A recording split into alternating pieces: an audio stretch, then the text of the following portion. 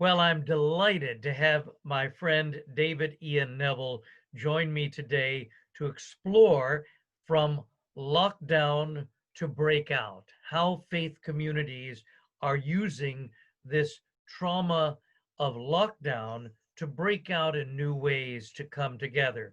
And David, I understand that, like me, you were one time a professional actor. And I wonder, how did you find your way from being an actor to the BBC and to producing and presenting so many award-winning online on-air programs? Well, firstly, I didn't present online like for the BBC, but I trained in drama in Edinburgh. I trained in theatre and educational drama. So I trained as an actor, a writer, a director, and as the term that a lot of people use today, a theatre maker. Mhm. So that was my beginnings. And then I worked for about 20 years in theatre mainly, small scale theatre, some larger productions. And during that time, to begin with, I was acting, writing, and directing. And I also, for a while, wrote for television and then started writing for radio. And over that period, that long period, I wrote quite a lot of things for the BBC. I wrote for ITV as well, but I wrote quite a lot of mainly educational programs for the BBC. I also wrote a couple of plays for the BBC, and then I wrote. I used to write for a soap, which was made in Edinburgh, a radio soap, which was a great experience. I did that for about a year, as well as doing other stuff. So that was really my background, and then I just applied for some jobs in BBC, and I got through the net, and I started working for the BBC in London. I worked in the education department in London to begin with, and then for a little while I went back to freelancing. Then I went back to the BBC as a producer on The Archers, which is the radio soap on Radio 4 and the longest running soap in the world. So I did that. Then I worked for BBC Wales and then came to Scotland. And as well as making programs for Radio Scotland, made programs for Radio 4 and Radio 3. And from time to time also took leave to do theatre projects. So that's in a nutshell, that's my What a background. fascinating career to bring you to the BBC and to our program today. So when a faith community decides to go online with their programs, what do you think, having been a producer for 25 years, are some of the considerations they should address before they even launch the first program? Well, of course, much of my experience has been in radio and in theatre, although I have written and devised some TV programs as well. I think the first thing is to ask, what is the purpose of it? What is it you want to do? Do you simply want to reproduce the events that you do in your venue? And so then the question is how best to do that, because it's very different televising something. Some people might have seen things like National Theatre Live or something like that, where the National Theatre or other theatre companies record programs or stream them live to cinemas. And of course, recording a stage play is a very different experience from actually being in the theatre. But again, with a lot of new technology, theatres, including the National, have found good ways to do it. Mm-hmm. But it's very different from how you would record a play for television or a drama for television. So if you think about that in faith communities, if you're wanting to do a service online, one of your faith services, it's going to be different from, unless you have fantastic equipment that costs you hundreds of thousands of pounds, it's going to be very difficult and ambitious to try and get anywhere near the atmosphere in the hall. So you have to, think what your resources are and, start from there in a sense. That's very interesting and very helpful because I've seen programs, David, you mentioned the National Theater, like the Metropolitan Opera, live and high definition. And you're right, it takes multiple cameras and a lot of equipment to really do this well. So, what are some do's and don'ts when you create these programs? Well, the it's interesting. We can talk about the technical aspects. For example, you want everybody to be able to hear things clearly. You want them to be able to see things clearly. So, for example, if you're a member of an amateur dramatic society or something else, or even in your work, if someone has tried to video something, or even a wedding, if someone's just videoing it themselves, if the video camera is a long distance from the main action, you'll see something, but it won't be as good as a kind of close up. So that's something to think about. So in a faith community, again, doing a service, just for example, if someone's giving a sermon or a talk, you have to think about, how do I get a close up on that so that you can see the person's face as clearly as perhaps you're seeing your face or mine, Joe. And of course, you could try and do it as live, but if you've only one camera, it's going to be a compromise. How do you get the whole congregation and the individual people that are taking the service? So I don't know if this would work for all faith communities, but you could perhaps pre-record bits of it. That would be an idea. Just as they make television programs, you would pre-record different bits and edit it together. And that might be a nice way of doing it. And of course, you can do cutaway shots of the congregation enjoying the service, which I'm sure they would. So there's different, technical tricks and things that you can do, even if you only had one camera. But getting the camera close to the speaker, if there's a very important speech or prayer or something, is important, because again, some cameras have the microphone on them, and if you're a very long way, then the speech might not be as clear as you want it. That's a really good point about some programs might benefit from being pre-recorded. And I was just thinking that today, because of audio issues that a lot of people have as they get older, where you can, it might be even good to close caption some of these programs. When you pre-record, you have that ability to do that. Do you agree? Yes, that's right. You could do that. And of course, when you do a live program and there is software to do captioning, I don't know the technical details of that. Of course, sound recognition programs can get words wrong. So you want to avoid that, obviously. Whereas in a pre-recorded and edited program, you can make sure that there aren't these kind of mistakes. Let's talk about music for a minute, David, because many church services, synagogue services, make use of some element of music.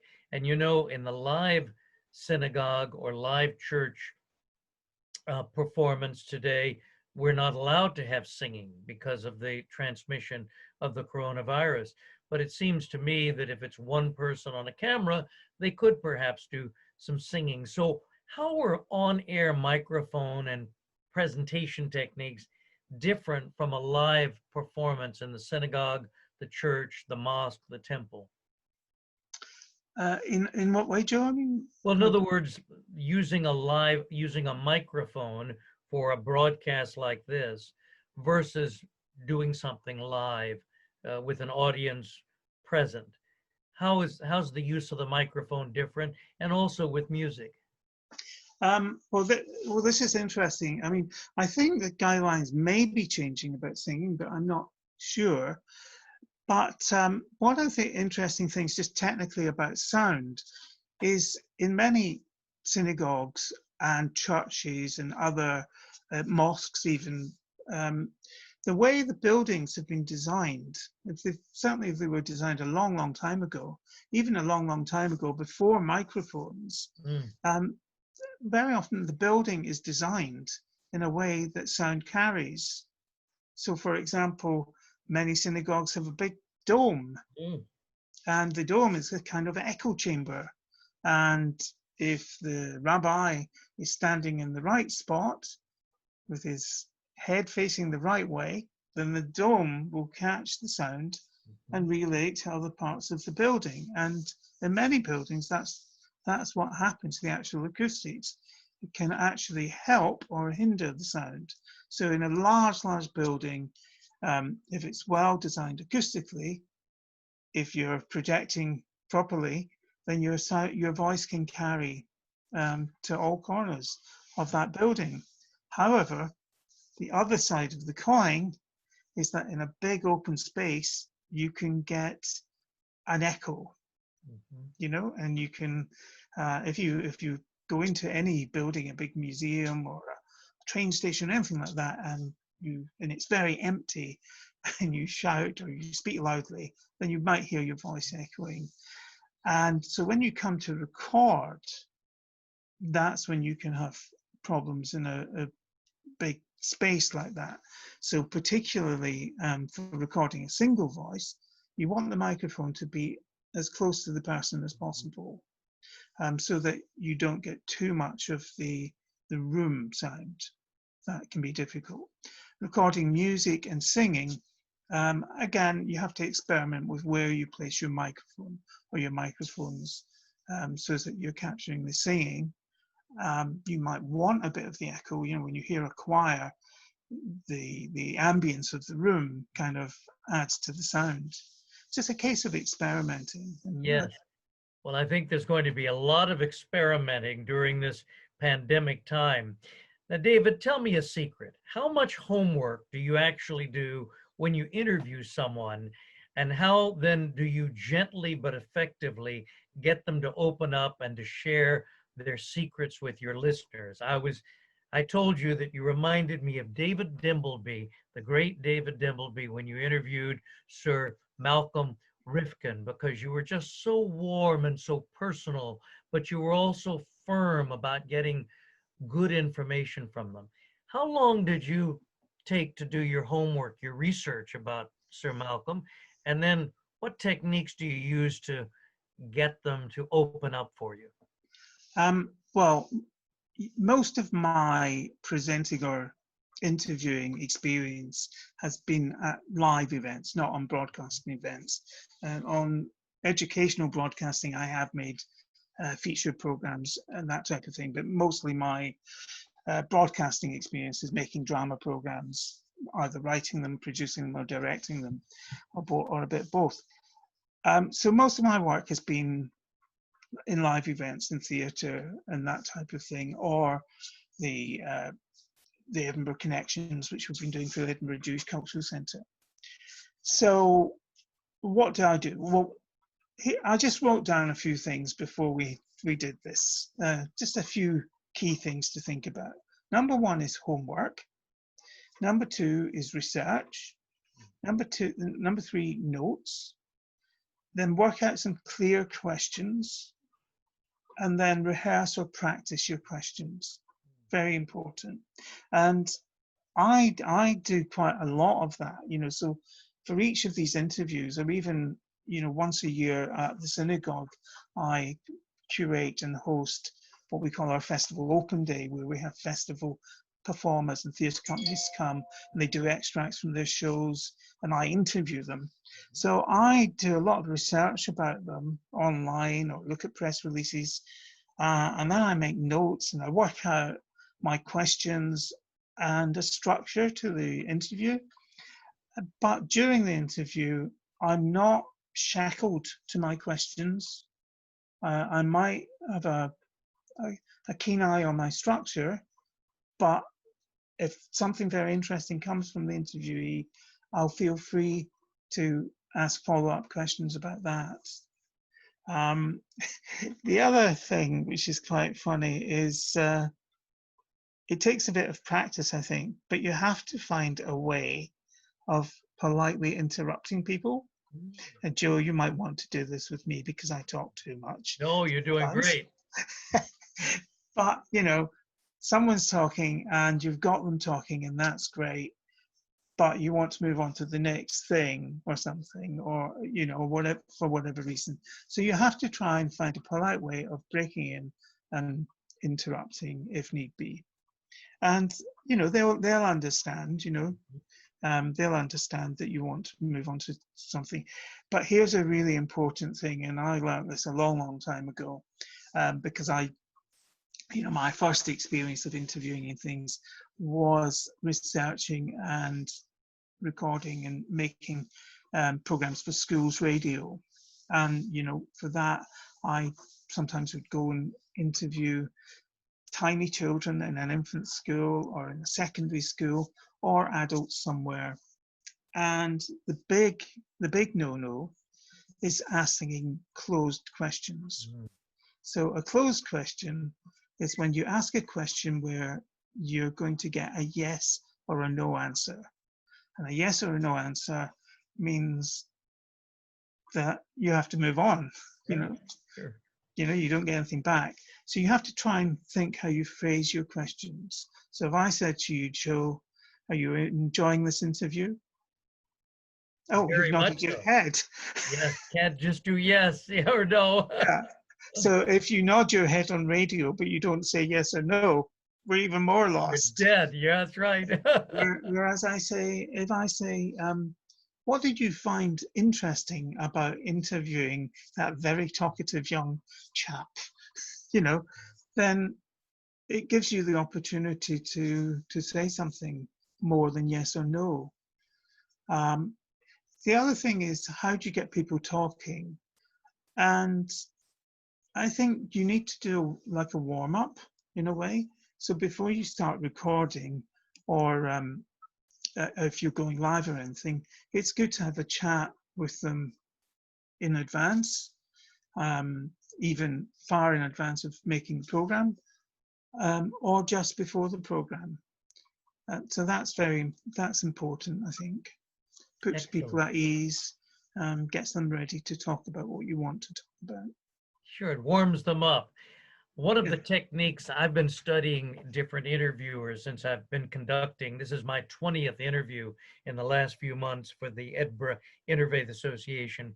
And one of the American interviewers I studied said, even when a guest pauses, you can then ask a why question. Why did you pause? And that opens up a whole can of new information. So just subtle cues like that. Why did you raise your eyebrow? Yes. Why did you scratch your head, etc. So the why, the who. Well, David, as our interview comes to a close, I wonder what else you might want to tell our viewers today about faith organizations moving from lockdown to breakout using these new communication systems such as Zoom, etc. What else should we know? Well, I think that we should, if we're starting using our buildings again, we should not forget the lessons of using technology. So, for example, in our synagogue, we started these Sunday morning coffee mornings on Zoom. And we had a kind of theme for each of them. It might be something as simple as, could everybody bring a photograph that is special to you and perhaps say a few words about it? And the person that was chairing these coffee mornings was very, very good at going around as many people as possible and getting them to talk about something. And what this did was it gave everybody a chance to get to know each other better. I mean, when people come to services, some people might know a few people, some people might not know anyone. Or if you're a member of one little group of people, you might always talk to the same people. But doing something like on Zoom, I think a lot of people found out things about other people in the community that they didn't know. Maybe just something about their special interest or whatever. And it was a great way of getting to know people. And also the other thing is, we wonder why people don't go to synagogue or church, perhaps, or whatever. And there are lots of practical reasons, perhaps. The timing or whatever. But actually, online, so many more people can join into whether it's a service or a social activity. So it's worth remembering that that's an important thing. And strangely enough, long before the pandemic, I was thinking about the problem of small communities. Mm. And our community in Edinburgh, the Jewish Orthodox community, is a very small community. And I kept thinking, what can we do about this? And I thought, why don't we have more events online? Why don't we even have services online? Well, the Orthodox community can't have their Sabbath service online because we're not allowed to use technology on the Sabbath, but you can have other services online. And I thought, well, that'd be a great thing because former members of the community that are now living in other parts of the UK or other parts of the world, if they wished, could join in. Mm-hmm. And in fact, you could join in other people's services as well. And that's what's been happening during the lockdown. So it's a great thing to think about for the That's future. interesting that you were already thinking about this. I don't It's know a why. wonderful way to bring people together, to collaborate, to coordinate, to better communicate. And then the tipping point happened, which is the pandemic. To me, out of this great dark period that we're experiencing, we've also seen so many sparks of light. And you certainly have helped create much of that light through your work with the Edinburgh Hebrew Congregation, the Edinburgh Jewish Cultural Center, and now by helping all of our faith communities better communicate online. If you're interested in watching David at work interviewing guests, you can visit www.jcc.scot. That's www.jcc.scot, where you'll see him interview the good and the great, the interesting and the fabulous on his program there called the Edinburgh Jewish Cultural Center Live.